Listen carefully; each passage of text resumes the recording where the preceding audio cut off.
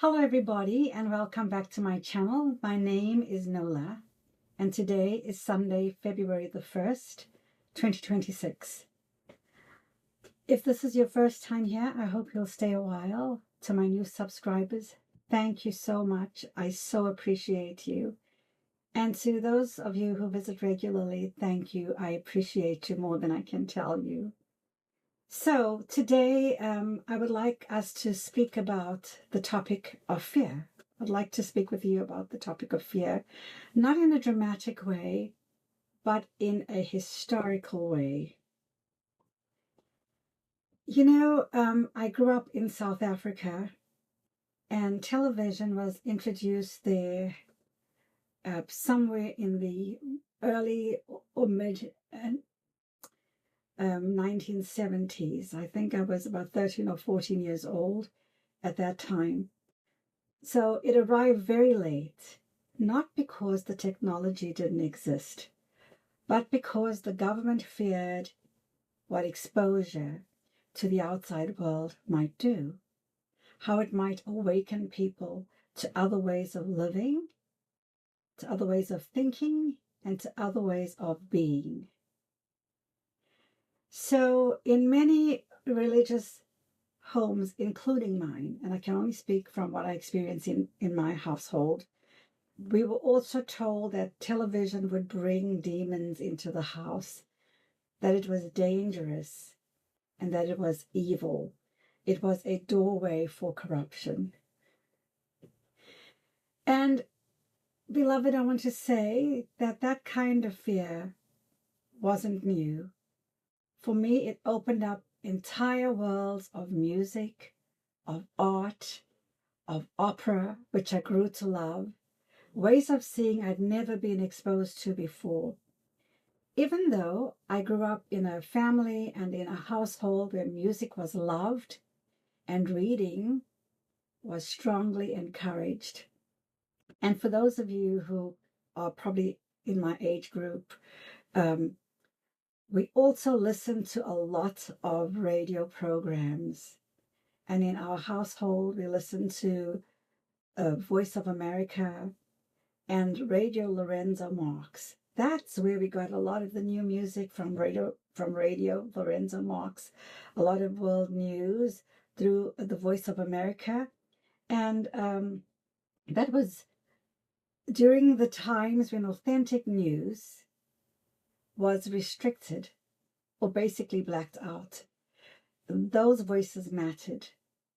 They reminded me that there was always more to know beyond what we were being taught at that time or what we were being shown. So for much of history, books were feared, remember? Literacy was feared.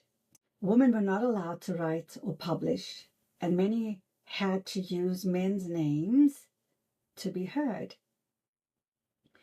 Not because they lacked imagination, but because imagination is power. Remember what Walt Disney said, right? And reading teaches people how to think, not what to think. And that has always unsettled those who rely on control or those who are power hungry. So before the internet, many of us learned through libraries, encyclopedias. I know I've always loved libraries. I grew up in a household where we had a full set of encyclopedias and books. And then later came early digital tools like Microsoft Encoder on CD-ROM. We remember, right? Then Wikipedia appeared, imperfect as it was, yes, but suddenly knowledge was shared openly.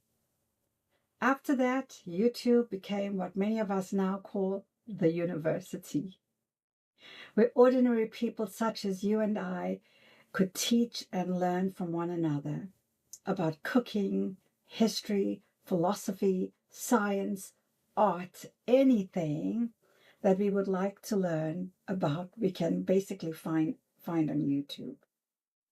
And then more recently, platforms like TikTok showed us something else, that learning could be fast, creative, and reach millions of people. I know I've gotten quite an education on TikTok when I was still involved with it and had a membership. I don't anymore for various reasons. And every time that happens, every time we people learn too freely or too quickly, fear follows.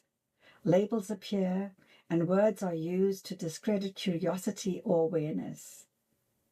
Not because people, or not because we are doing something wrong, but because we are asking questions.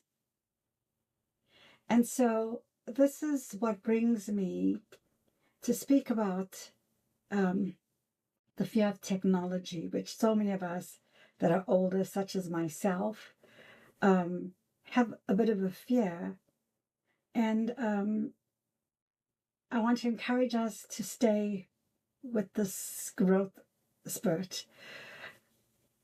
I'm not, and let me preface this by saying I'm not an expert in any way. I struggle every week with my camera. I'm always looking down at my papers on the desk, with speaking, because I've had a speech impediment since I was a child. And I want us to keep abreast and not have that fear. So when I hear people talk about artificial intelligence or AI, today is evil, demonic, or dangerous by nature, it feels very familiar to me. And I'm speaking about pattern recognition from my end. Yes, AI can be misused. And yes, there are most certainly risks with any kind of technology that we use. We should protect our personal identities, our sensitive numbers such as social security numbers, identity numbers, however your country uses to identify you. I know in South Africa, they have an identification number. In America, I have a social security number. Here in the Netherlands, I have a BSN number. All of those things, your sensitive information should be protected. Because every powerful tool has a shadow, is what I'm trying to say. But tools do not carry conscience. Hear this, beloved. Tools do not carry conscience. People do. You and I do. Like any mirror, it reflects the intention of the person using it. So the internet has been used for good and for evil, for light and for darkness, depending on how we as individuals have chosen to use it. Right? Wouldn't you say so? And then we have that ancient phrase that says, test the spirits. And that was never about control. It was about discernment, about measuring what you hear against truth, compassion, coherence, and your own inner compass, common sense, right? So we should not outsource our consciences. We need to check facts. We need to listen inwardly as well as outwardly. We need to sit with discomfort. And so many of us have got a problem sitting with discomfort. I remember after my husband passed away, how it was so difficult for me to sit with that discomfort of my emotions. And I still continue to work on that. And we have to ask questions. And we also have to do our own personal due diligence. We have to do that. We have to hold ourselves accountable. We have to think for ourselves and question for ourselves. Because history shows us that when access to information is cut, when television or the internet is blacked out, fear and false narratives thrive in those environments like germs in dark, damp places. So we are seeing the pattern play out again in real time in parts of the world today, where internet access is cut, communication is restricted, and outside influences are removed. And when that happens, violence becomes easier to carry out without accountability. And fear is a leash, and discernment is freedom. You know, I grew up under a government that restricted information because they feared awakening. I've seen what happens when people are kept in the dark. And this is not about politics. That's not what I'm here to speak about. It's about discernment and why personal authority matters. That's why I wanted to speak today about new technologies like AI or artificial intelligence, itchy nose, and how they can be used to enhance life. I'm not saying that you should use it. I'm not suggesting that. I'm just suggesting that we should be aware of these new technologies and sift the fact from the fiction. Do your due diligence. Learn about these things instead of being afraid of them. And again, I said, like any technology, it can be used for good or for harm. And the responsibility belongs to you and I, the users. It should not be used for plagiarism. It should not replace thinking. It should not be used in place of our own decision-making. And remember this, it is a tool above all else. It can also give inaccurate information, and it requires discernment. So do use plenty of caution. It cannot replace a human being, though some people speak about it as if it were a godsend. And that, I think, is a little bit of dangerous ground. But remember this, I'm not an expert. I don't know anything. I can only speak from my own personal experience and my observations. And then here's another gentle reminder, one for all of us. We are overstimulated and we barely notice it. And I am guilty of that. We watch movies while we are eating. We listen to reels in the bathroom. We listen to music while cooking or ironing. Some of us fall asleep to podcasts. Even when we're walking in nature, we are listening. Guilty of that. I'm so guilty of this too, because I've had a fear of missing out from a very young child. So we feel that we need to fill every gap, and then we wonder why, we feel foggy, unmotivated, and disconnected. Yeah. Because we feel we've got to fill every single gap, every bit of silence. We've got to fill it with something. We've always got to be doing and accomplishing. And I'm the one that will ask, so what did you accomplish today? How many things did you get off your to-do list? And as I grow older, I realize that that isn't as important as being in the moment. Because what I've learned is that silence and boredom are not enemies. They are not beloved. They are growth drivers. The silence and boredom, they create space to think, to imagine, and to receive insight.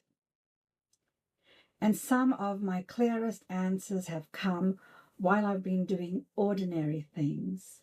Please tell me how you've gotten some of your clearest answers. I've been doing ordinary things like maybe washing dishes or unpacking the dishwasher or while I'm showering.